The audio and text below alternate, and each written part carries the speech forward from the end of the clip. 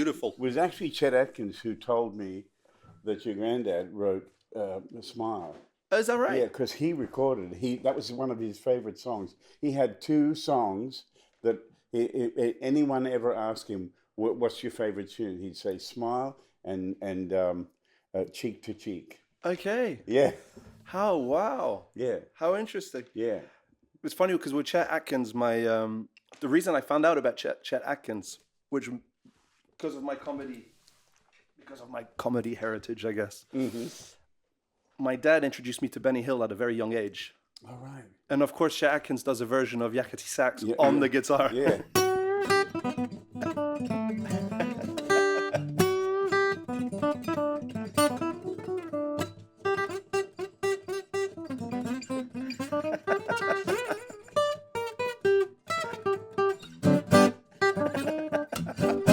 Yeah, it's that kind of thing. Nice.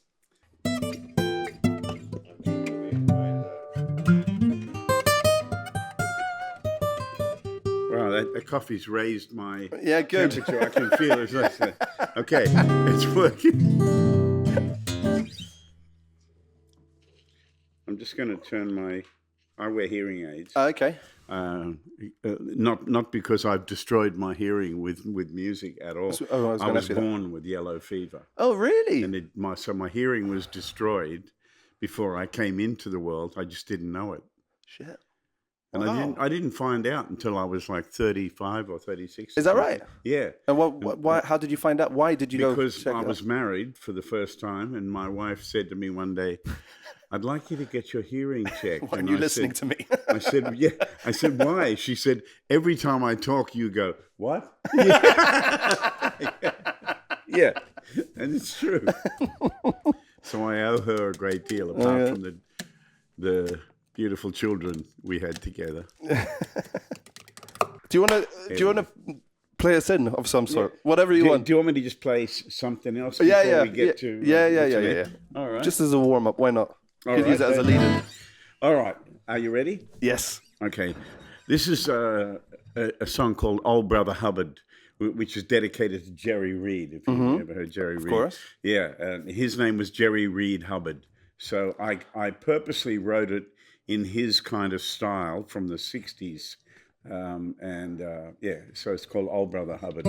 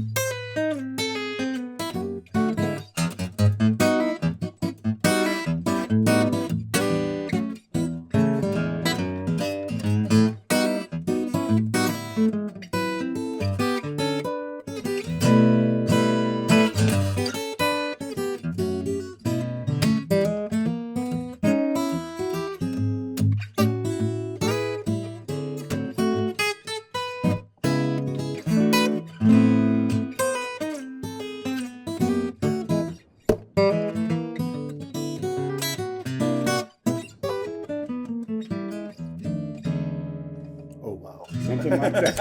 I think I just had an orgasm. All right.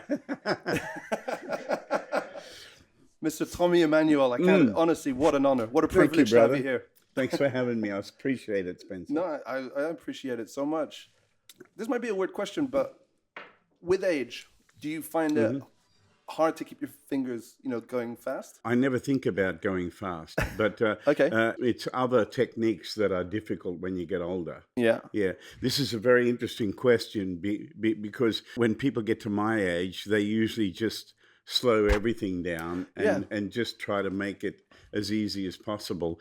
And I tend to do the opposite. Well, you were at my show last night, so I played for 3 hours, and I gave it everything I had, Completely.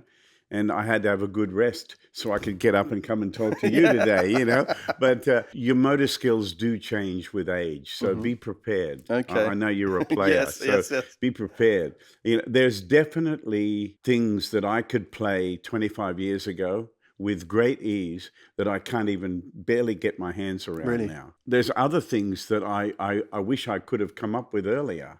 You know what I mean? So there's always going to be something that's going to slip away, and it's going to be replaced by something else. That's what I've observed in my life. Okay. And you just have to adapt and accept it. Here's a classic example. The other night, a guy sang out 10 times for my song Train to Dusseldorf. Yeah. And it's one of the songs that if I went to play it today, I would struggle with so much. There's a part in it which if you slow it down, it goes, and it's got this double kind of fingering thing. Oh, I see what you mean. Right? I used to play that at like blinding speed, and you could hear every nuance and every note. I can't do that anymore. Oh, interesting. I physically just can't do it, I can play the song a bit slower, but it's still not as good as how I played it then. Okay. And that's just how it is. But now, I'm writing tunes that are different. I'm playing in a different way. My latest compositions, like Scarlet's World, I purposely tried to write something that sounded a bit 80s,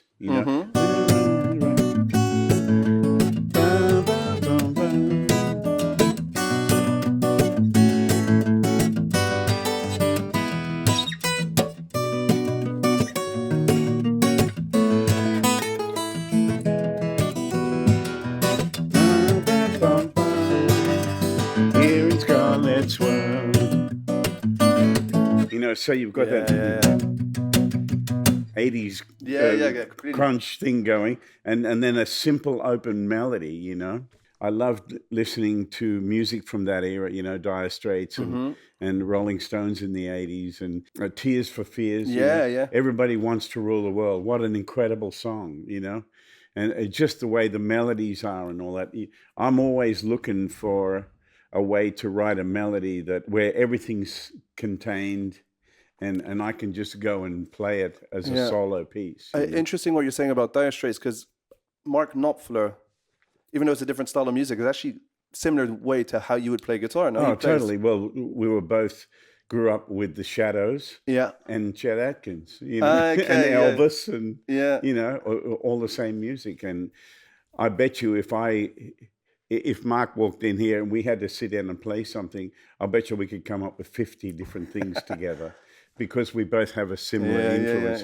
The only difference is I'm a wild colonial boy. I'm from Australia, right? And he was born in Glasgow and grew up as a Geordie in Newcastle here, And a lot of talent came out of that area. Boy, completely. Holy smoke. Do you say Chet Atkins is your biggest influence? In many ways.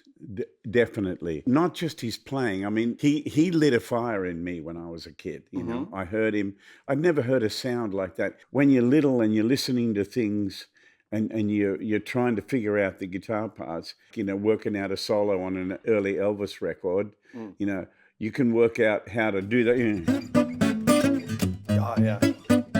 Or you can work out all those things. But then when you hear a guy go,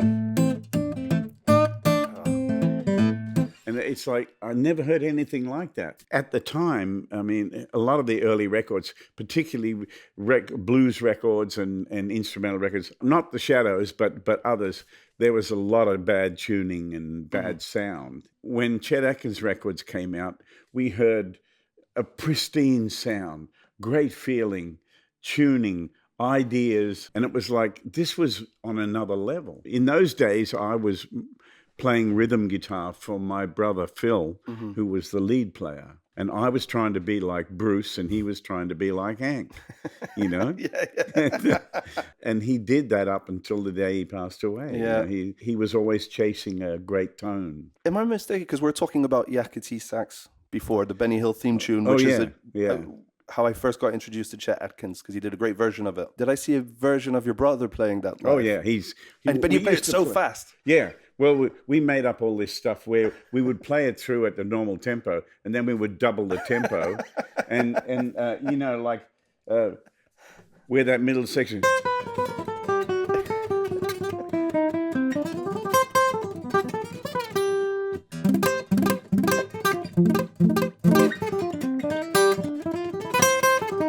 And then my brother would go, well, I do. Oh, I see. Yeah, and there'd be all these moving harmonies, you know. There was another part of it where we would play down low.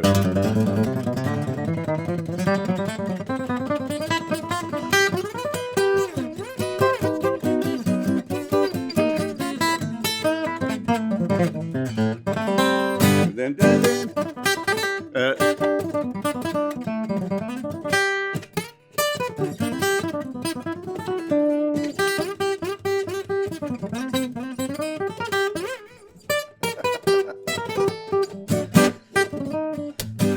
something like that. You know? Amazing, absolutely amazing. Yeah. So we would just, because we're in the entertainment business, which you know all about, we had to choose good songs. Yeah. We had to make every song entertaining, and that means surprise the audience. Yeah, that's one thing I noticed last night. Every single audience member was captivated. You didn't see phones, 500 phones. Everyone was just into the show. Well, that's good. Yeah, no, it was unreal. I've never seen that before. Really? And especially for a one-man acoustic show, right? Yeah. It's not a normal, with all the glitzy lights and special effects. It's you and your guitar. Yeah. And that's it. So when you first started out and you were playing in, I guess, did you play in bars? I played in bars later, But was it a struggle to win over the audience? Well, you got to remember, I was 5 when we formed the band. I was the rhythm player. Phil played the lead. My sister played the lap steel guitar. So we would play like 2 Shadows tunes, and then we would go into, we'd go into some Hawaiian piece, and my eldest brother, Chris, would be playing the drums. So it was like 3 brothers and 1 sister, and we did all kinds of music, and that's how we started. In order for us to kind of hurry along our entrance into show business, we got on as many radio things as we could.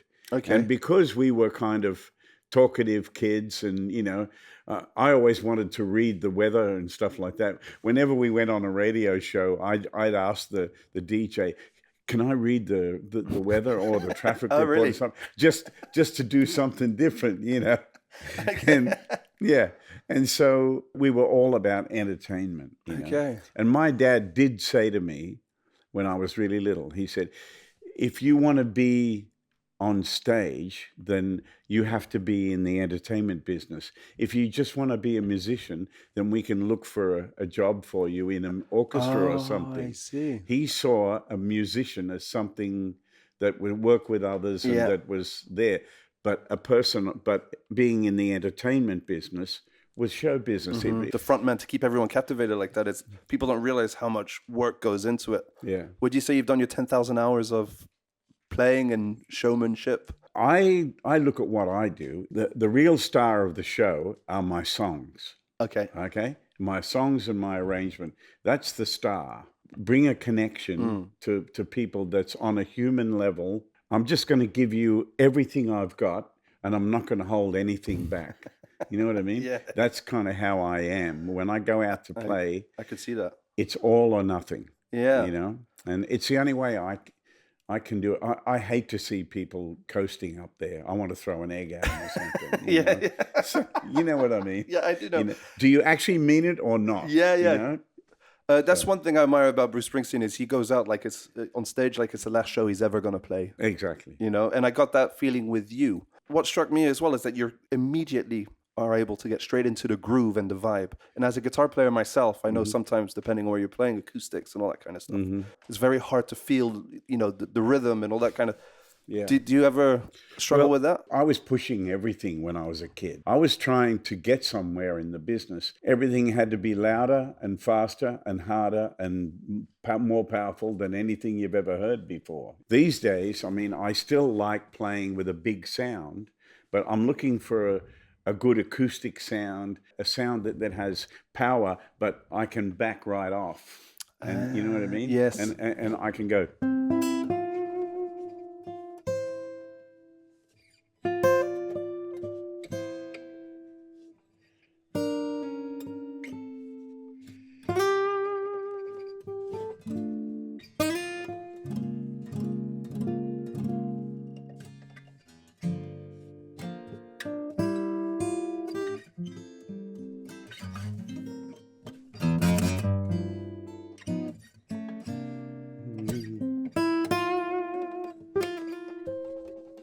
I'm letting the song tell the story. Yeah, I don't have to create all the chords behind it and do all that. I can just sing the song kind of thing, you know. There's a time in the show where I need to do stuff like that because I'm coming at you like a Mack truck, you know, when I come out there. Yeah. And I want to see what kind of fun we can have together. And I remember when I first came to England to play, they were an acoustic guitar show to them was John Renbourn, Clive Carroll, Eric Roach, and they were all really, really wonderful.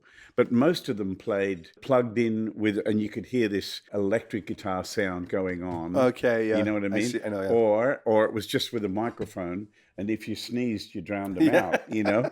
And so I kind of came on with this good pickup and mic system. And then I had my own effects and amp on stage, and I had my own sound man, and I had a big sound, right? People were they were like, what the hell is this? You know, in typical English style, people would come up and say, oh, so loud, and you're so fast, and and it was great. You know, it's like you're waiting for them to say, you know, get another job or something, and it was like the backhanded compliment. Yeah. But this is how I do things because I grew up playing a lot of places where people didn't listen much. Well, exactly, right. You know, people go to bars and pubs to meet other people, and you know, women go there to meet guys, and guys go there to meet women. Yeah. And sometimes, you know, people in general in a bar situation have the attention span of a 3-year-old. You know, so you got to. My training ground was basically everything wall to wall, loud, fast, hard, and keep people's attention. I'm kind of glad that I got in those trenches because it made me a better soldier when I got up and ran. Yeah, brings me on to my next question, because one of my favorite guitar players of all time, or probably my favorite guitar player of all time, is Stevie Ray Vaughan. Oh, me too. Right? Oh, man, what a player. And he's a guy that could play very fast, or he could do, you know, like B.B. King. Yeah. And just kind of, you'd feel the emotion and just a few things. And I've noticed you do the same. Do you have a preference? Do you think it's all about the emotion, I assume, more than it is? It's what's right for the song. Yeah. Yeah.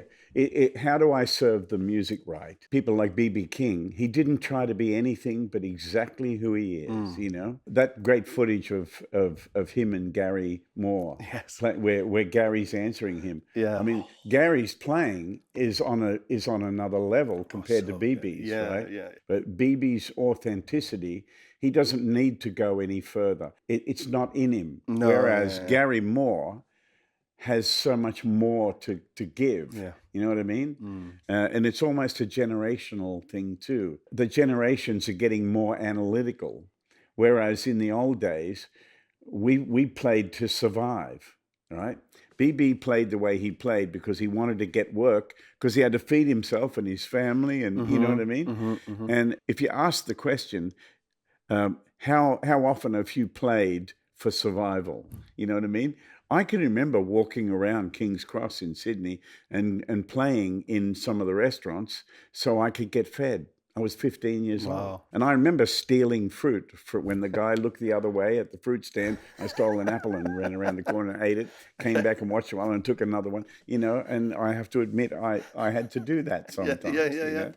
And so, you know, playing to survive. Did a song which was sort of a tribute to Stevie, no? Was it? Yeah, Stevie's Blues.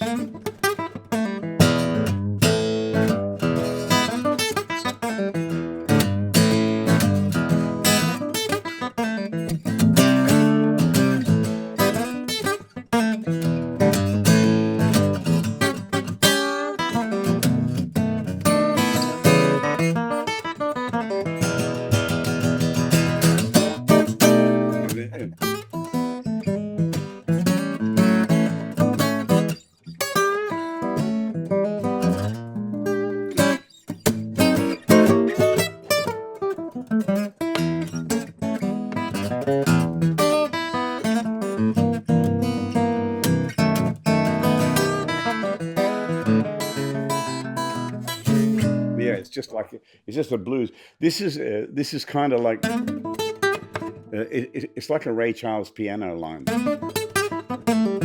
Yeah.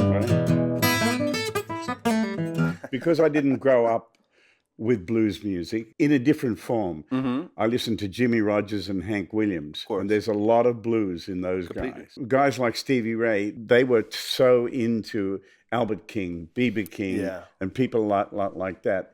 When I first heard that music, I didn't get it at all. I thought, this is like kindergarten, right? And then years later, when I got a few years under my belt, I heard it with different ears, you know. I just had to grow up a little. Basically like Jimi Hendrix, but just a lot bluesier, wasn't he? The first DVD I ever saw of him, I went to my friend's house when I was about 11, 12 years old, and he put on live at El Mocambo. I was about to say El Mocambo. I was about to say that's the one. Yeah. People haven't seen it. I highly recommend it. It's all over YouTube, I think. Yeah. But it's anything Stevie Ray did. I mean, even the stuff in the studio with him and Albert King, the guy he stole everything from. It's the same as, you know, when people talk to me about my influences, I always say, you mean all the people I stole everything from? Because that's what we do, don't we?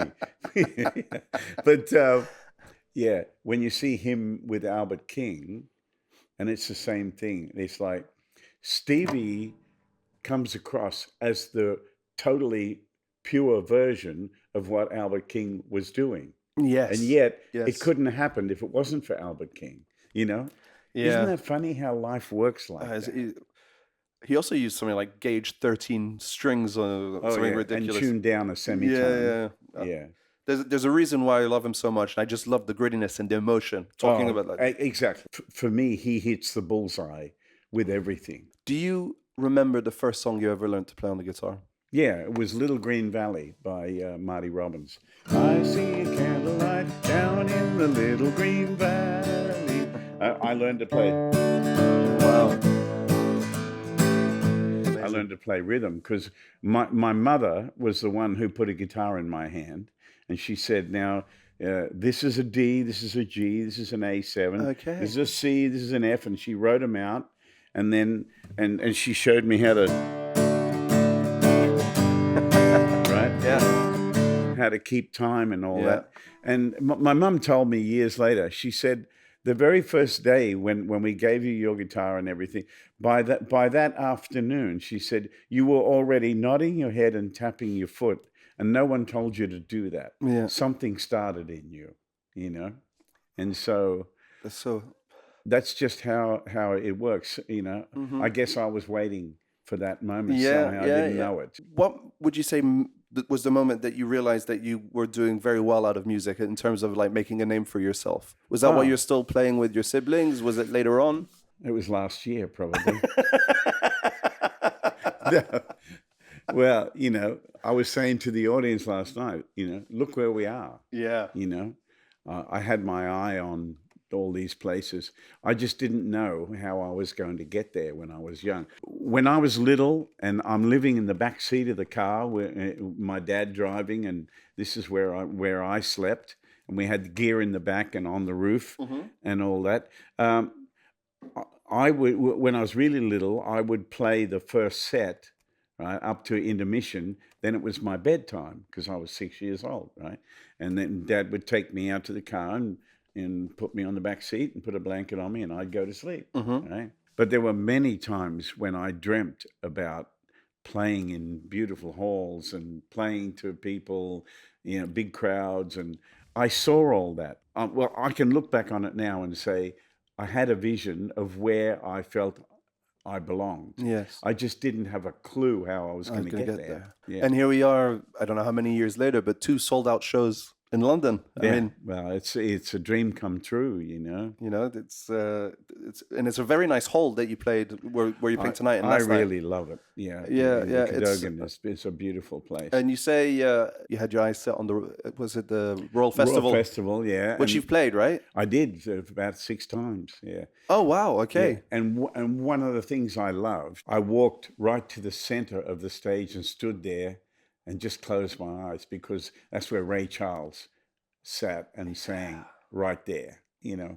Live at Royal Festival Hall with the BBC orchestra and everything. Yeah. Holy smoke. Yeah. You know. One of the last gigs that I was going to go and see there, and he passed away, unfortunately. He cancelled the gigs. And then he rescheduled them, and then I was going to go see him, was John Prine. Oh, yeah. And unfortunately, he passed away before he could do the shows, and I was desperate to go and see him. But he was, in my opinion, a great songwriter and an underrated guitar player. Yeah. Because he was so good at doing all the finger-picking stuff as well. Yeah, he was like Paul Simon. Yeah. Yeah, same kind of thing. Yeah. But John Prine had a great way of saying things that we can all relate to. Yes. You know, and this is a great thing. There was an element of naughtiness in him that I loved. There was irony and just, isn't life funny? Check this out kind of attitude, you know? He has a song called That's the Way the World Goes Round. Oh, yeah. And it's all about how, you know, he gets stuck in a bathtub, but the ice freezes over. And then the sun comes through the window, melts the ice, and he's like, that's the way the world goes round. Yeah, exactly. Yeah. I remember one night at the Grand Ole Opry, I'm backstage with Ricky Skaggs, and who's got like a #1 record this month, and it's totally bluegrass and all that, you know. And Ricky said to me, all you got to do is stand still long enough, and everything comes around again. You know, that had happened to him several times. He said, you just maintain what you're doing, stay true to it, and it'll come back around again. Yeah. You know. Okay. Are you familiar with my grandfather? Of course. Yeah. Oh, absolutely. Did you watch any of his films, or have you seen any of his films? I've seen parts of his films. Yes. I haven't seen the whole film. Thing. Yeah. But I've been a fan. And then it was Chet Atkins who told me, you know that song Smile? Mm-hmm. Charlie Chaplin wrote that. And I said, what? Yes. You know?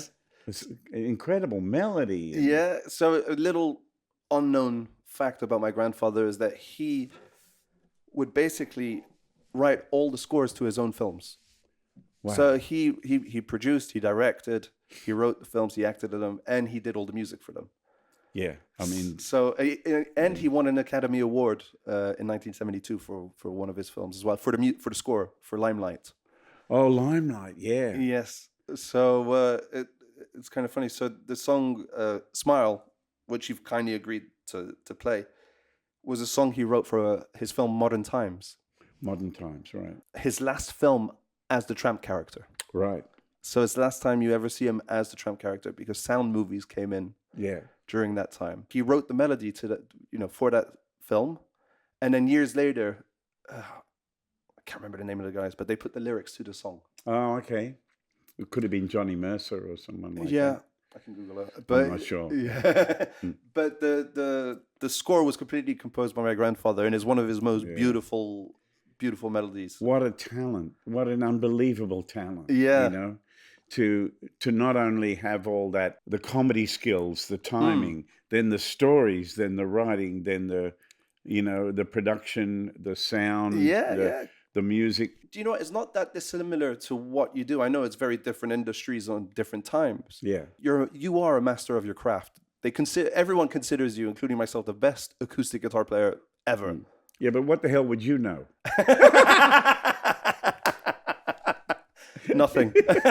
Trust me, that means nothing. You take that with a pinch of salt. No, well, I just look at what I'm doing. I'm just following my instincts. I'm not contriving something to try and move the world. Yeah. I'm just trying to do the best I can with what I've been given. Yeah. You know, I'm always listening for a good song, and you know, this podcast, I always try to speak to people who are sort of like the best in their fields. You're definitely one of them. And I'm sure when you got the email, like you said, you were very surprised. Like, what the Charlie Chaplin? What the hell is how does he know me? And what the hell, you know? As I mentioned, the first time I ever saw you, I was in school. I was on YouTube. It was right in the beginning days of YouTube. Oh yeah, 2006, 2007. Yeah. And there's a video of you playing, like Windy and Warm and Classical Glass together. Oh, okay. And I, like I said, I was hooked from that, and then I started, watching so many videos of you playing live. Oh, okay. And ever since then, I've just been such a huge fan. Oh, thank you. Yeah, I appreciate it. And my dad as well. I text my dad saying I was going to interview you. Where is he? In Switzerland. Oh, he's in Switzerland. He's in Switzerland, and he was very excited.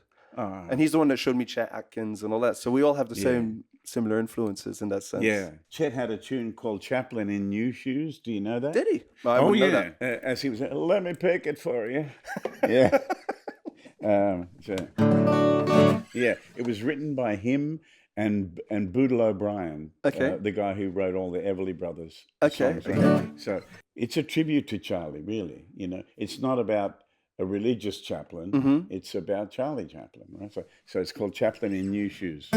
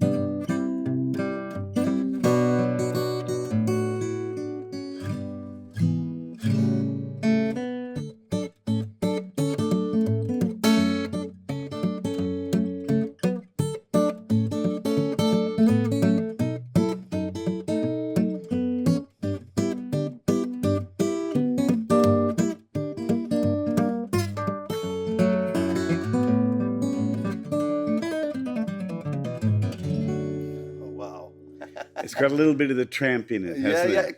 It absolutely does. Yeah. Oh wow! I've never heard that song before. Gorgeous song. Oh, what a song! I saw him playing it on a TV show, and the thing I like about it, it's so typical of Chet. The melody, and then the second time it's the same melody, but he brings in a harmony. Oh, I see. And then same harmony, and then. It's so pretty, and that's the Everly Brothers right there. Yeah. The way that harmony move. Yeah. That's it. That's Everly Brothers harmonies. Wow. You know? Thank you for introducing me to that song. That's great. You're welcome. I'm gonna go listen to the original. An honor to play it for you. No. There was a song you played last night where you used the guitar as sort of like a percussionist instrument, where you're kind of rubbing your. Thumb. Oh yeah, you mean where exactly. Yeah, so I'm playing bass with my left hand. Yeah. Right. Again, it's purely to surprise the audience. Yeah, but it's unreal. That's all it's about. Yeah. You know? It's like you're playing away, and then all of a sudden you go into a breakdown, and it's a bass player and a drummer.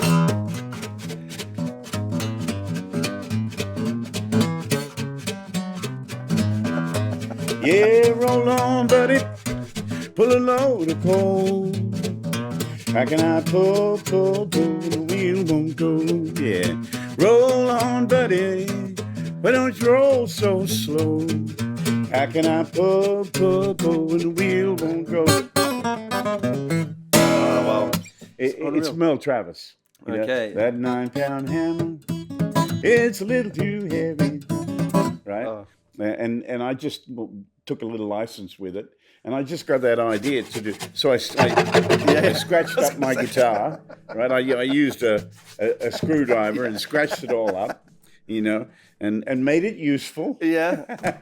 and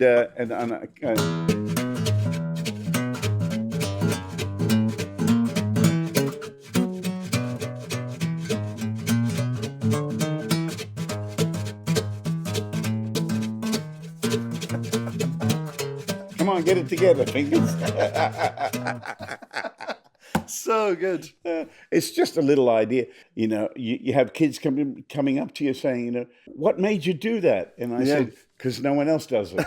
That's the only reason. But that's you have to be different. You have to. And that's one thing that surprised me about your show last night is that you come out and you do the songs that we expect you to do, Mm-hmm. But then there's a part in the second half where you play around with some effects.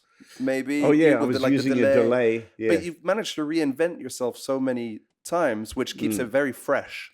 Guys who were like singers, famous artists who used to come and see me play in Australia, their main comment was, if you could have told me that I would sit for 2 hours and watch a guy play the guitar, I'd have told you, you're out of your mind. But I had a great time. Completely. And that's because I never forget, when I walk on stage, I'm in the entertainment business. Yeah. And I mean, I'm still serious about my playing. It's the most serious thing in my life. Of course. Trying to play well. That's all. Every time I start a song, it's everything about it's got to be right. So I get asked, why do you close your eyes when you play? And it's like, because I'm listening and making sure the levels I'm trying to reach are getting there. Am I that in tune?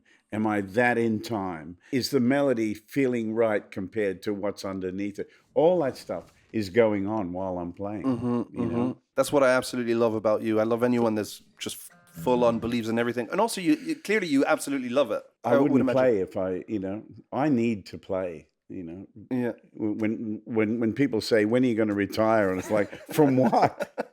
From what? I'm having the time of my life. That's a good question, actually. Would you just keep going as long as you can? I hope so. Yeah? Yeah, absolutely. Yeah. I mean, I know there's things I can't do that I used to do, but that's okay. I can do other things. I still love playing for people, and there is no magic like when you walk on stage and the magic is there. The sound is good for you, and the audience are right there. Life doesn't get better than that. Yeah. To me, that's the ultimate. Do you have a big warm up ritual before a show? No, I can get out of bed at 4 a.m. and play better than I did the night before. I don't need no stinking warm up. No, I can go straight out there and start and go straight to 100. Oh, really? Yeah. You'd build a set list accordingly to how you think the show should flow. But you wouldn't do it according to let's do this song because it'll warm up my fingers a little bit. No. As the first song, no. Okay, interesting. You can warm up if you want. Some of us do that. I mean, I do things like this to get my strength, because in order to play something like it,